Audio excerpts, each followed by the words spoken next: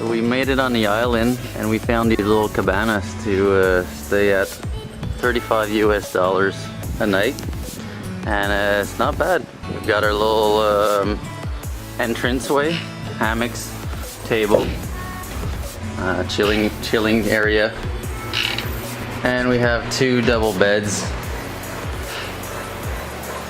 washroom, and that's pretty much it for 35 US dollars and a fridge. Now let's go explore the island.